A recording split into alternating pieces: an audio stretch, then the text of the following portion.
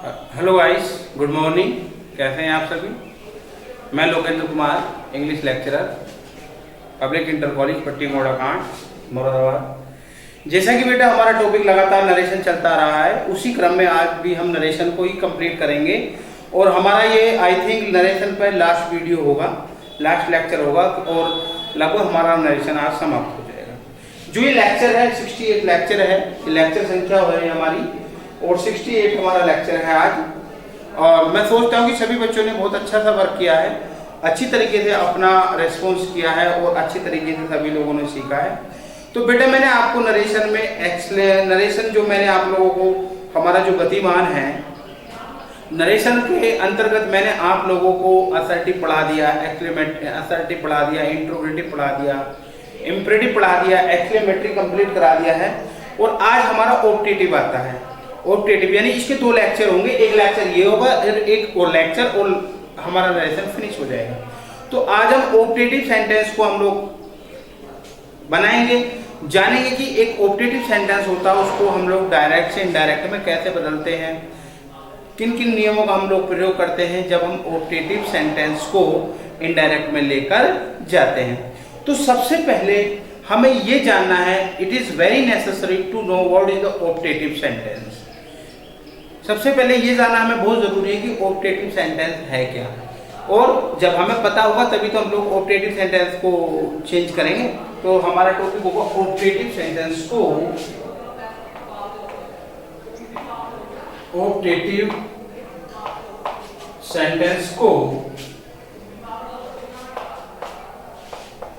Indirect speech में बदलना।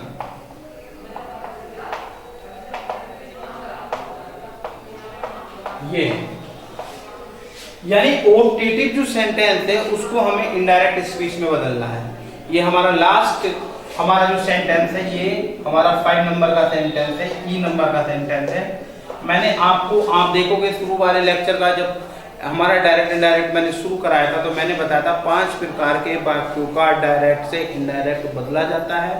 यानी कि 5 प्रकार के वाक्यों को डायरेक्ट से इनडायरेक्ट में बदला जाता है। कौन कौन से? Assertive sentence, interrogative sentence, imperative sentence, exclamatory sentence और 5वां बेटा है ऑप्टेटिव सेंटेंस। तो हमारा लास्ट चल रहा है ऑप्टेटिव सेंटेंस। ऑप्टेटिव सेंटेंस को हम इनडायरेक्ट स्पीच में कैसे बदलेंगे? तो सबसे पहले हमारा प्रश्न यही बनता है कि ऑप्टेटिव सेंटेंस है क्या, किसे कहते हैं ऑप्टेटिव सेंटेंस, और उसको इनडायरेक्ट में जब हम लोग बदलते हैं तो कौन कौन से नियमों का हम लोग प्रयोग करते हैं। तो देखिएगा, जानेंगे ऑप्टेटिव सेंटेंस क्या है, किसे कहते हैं ऑप्टेटिव सेंटेंस। देखिएगा ऑप्टेटिव, तो आप लोग टॉपिक डाल के लिखेंगे ऑप्टेटिव सेंटेंस। ऑप्टेटिव सेंटेंस क्या किसे कहते हैं? Optative sentence, the sentence which expresses the sentence which expresses the sense of wish or desire is called optative sentence. Optative sentence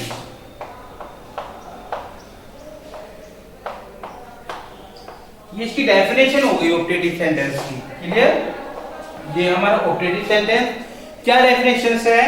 the sentence वह वाक्य विच माने जो, एक्सप्रेसिस माने बताता है, प्रकट करता है, द सेंस भाव को, ऑफ विश और डिजायर, विश होती इच्छा, विश इच्छा, यानी वह वाक्य जिसमें इच्छाओं का भाव प्रकट होता है, जिसमें विश या डिजायर का भाव प्रकट होता है, वह सेंटेंस ऑप्टेटिव कहलाता है। क्लियर? वह वाक्य जिसमें इच्छाओं का भाव प्रकट होता है, हमारे हृदय की जो तीव्र भावनाएं हैं, ठीक, हमारे अंदर की जो इच्छाएं उनका हम भाव जो भी प्रकट करते हैं ऑप्टेटिव सेंटेंस में करते हैं। इसीलिए इन वाक्यों को हम लोग इच्छा सूचक वाक्य कहते हैं। क्या कहते हैं? इच्छा सूचक वाक्य। क्या कहते हैं इन वाक्यों को? इच्छा सूचक वाक्य। इच्छा सूचक वाक्य वे वाक्य होते हैं जिनमें किसी भी प्रकार की इच्छा प्रकट होती है। इनमें प्रार्थना, आशीर्वाद, अभिशाप आदि का बोध होता है। क्लियर है? एग्जाम्पल जैसे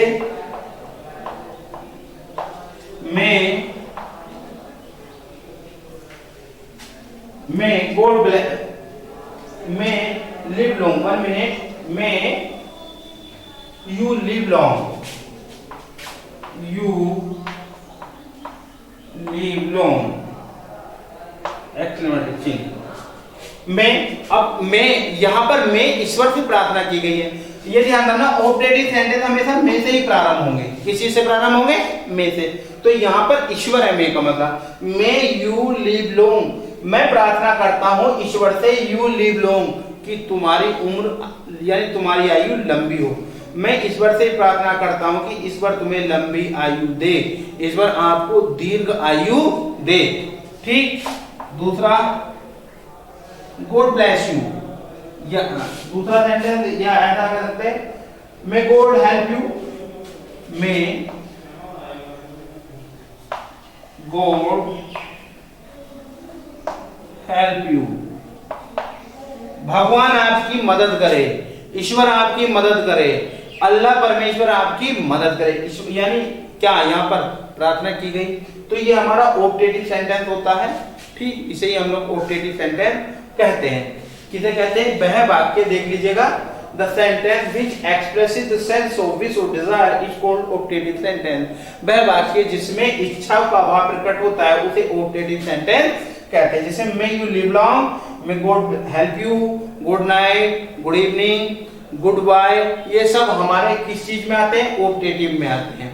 क्लियर है? Happy, happy Holi, happy Diwali, congratulations, ये सारी की सारी चीजें हमारी क्या में आती है? ऑप्टेटिव सेंटेंस में आती है। इस चीज का आप ध्यान रखेंगे। अब प्रश्न ये बनता है कि हम जब डायरेक्ट से इनडायरेक्ट में बनाते हैं किसे? ऑप्टेटिव सेंटेंस को, तो हम किस किस प्रकार के नियमों का हम लोग प्रयोग करते हैं। क्लियर है? अब नोट करके लिखेंगे, ऑप्टेटिव सेंटेंस में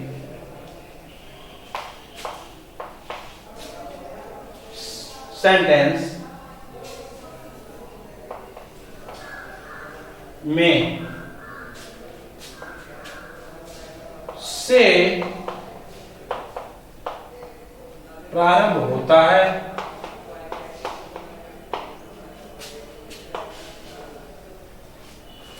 में का अर्थ है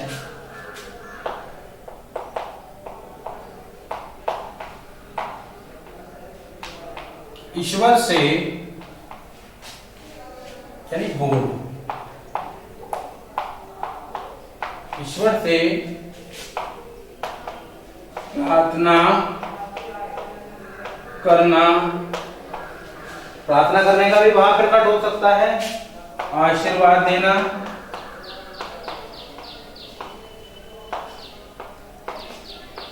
आशीर्वाद देने का भी भाव प्रकट होता है, अभिशाप देना और अभिशाप देने का भाव भी प्रकट होता है। आदि प्रकार के भाव प्रकट होते हैं।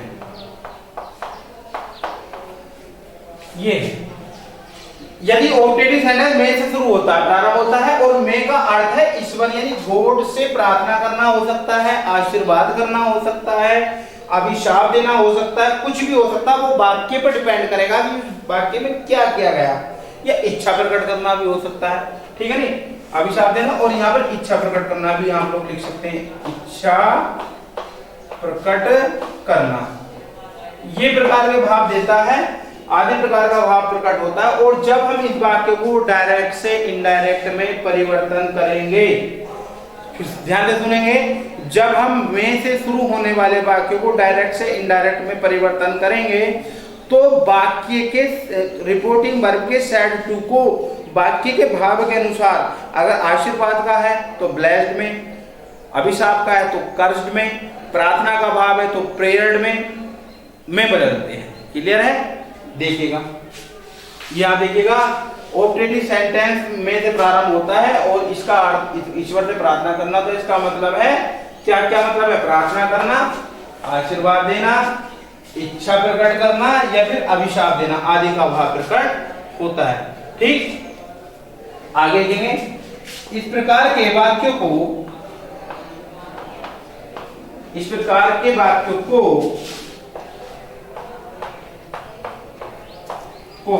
इनडायरेक्ट स्पीच में बदलने के लिए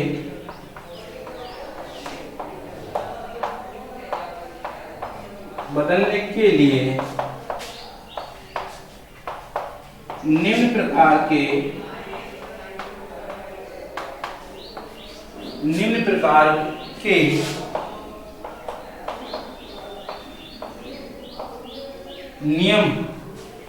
नियमों का प्रयोग करते हैं।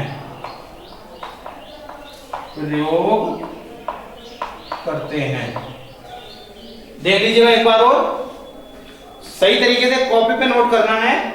ऑब्जेक्टिव सेंटेंस नोट है, ऑब्जेक्टिव सेंटेंस में से शुरू होता है और में का अर्थ है ईश्वर यानी गॉड, अल्लाह परमेश्वर से प्रार्थना करना, आशीर्वाद देना, इच्छा प्रकट करना, अभिशाप देना। ठीक, एक बार हम लोग क्लियर देखें, क्लियर चमक रहा है? ठीक, आशीर्वाद देना आदि का भाव प्रकट करते हैं और इस प्रकार के वाक्यों को जब हम इनडायरेक्ट में बनाते हैं तो क्या करते हैं? निम्न प्रकार के नियमों का प्रयोग हम लोग कर देते हैं। क्लियर? सबसे बड़ी पहचान ये है कि ये वाक्य में से प्रारंभ होगा। कैसे प्रारंभ होगा? में से। में का मतलब होता है ईश्वर से प्रार्थना करना। ठीक, अब कौन कौन से नियम है मैं रूल फर्स्ट सेकंड थर्ड जो भी है वहां पर लिखा देता हूं। ये जितने भी ऑब्जेक्टिव सेंटेंस है बेटा वो में से प्रारंभ होते हैं और में का मतलब मैंने आपको बता दिया, में का मतलब होता है ईश्वर से प्रार्थना करना। ठीक, ईश्वर से इसमें प्रार्थना की जाती है, अभिशाप भी मांगा जाता है, कर्ज भी किया जाता है, ये सारी चीजें हम लोगों पे आती है। रूल नंबर फर्स्ट, ठीक, रूल नंबर फर्स्ट है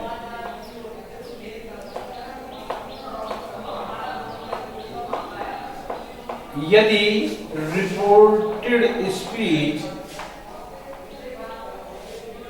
में से प्रारंभ हो तब क्या करते हैं? पहला बिंदु है रिपोर्टिंग वर्ब के सेड या ये ए डाल देंगे रूल नंबर ए करके, रिपोर्टिंग वर्ब के सेड या सेड टू को वाक्य के भाव के अनुसार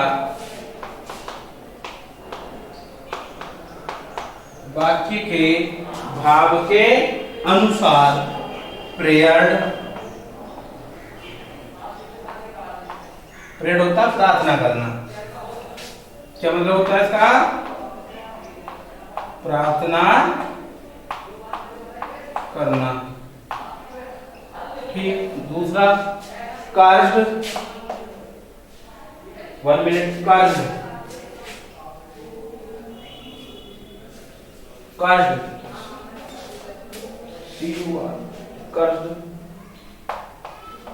होता अभिशाप देना, यानी किसी का अभिशाप देना। ठीक, प्रेयर हो गया, कर्ज हो गया। ठीक, विश्ड आप जानते हो मतलब विश्ड क्या होता है? इच्छा प्रकट करना।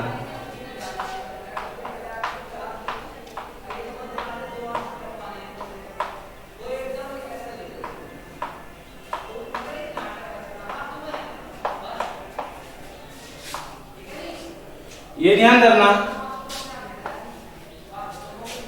में बदलते हैं।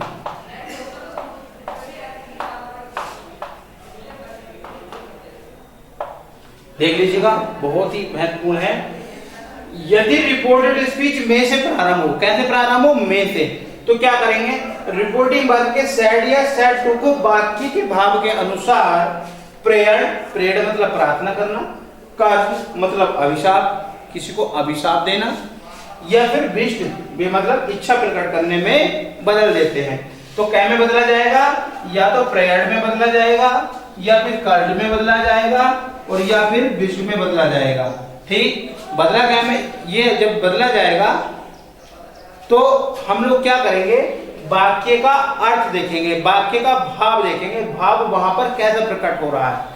अगर प्रार्थना का भाव है तो प्रेयर लगाओ, कर्ज का भाव है तो कर्ज लगाओ, और विष्ट का भाव है तो आप लोग विष्ट लगाओ। किसके स्थान पर? सैड या सैड टू की जगह। क्लियर है?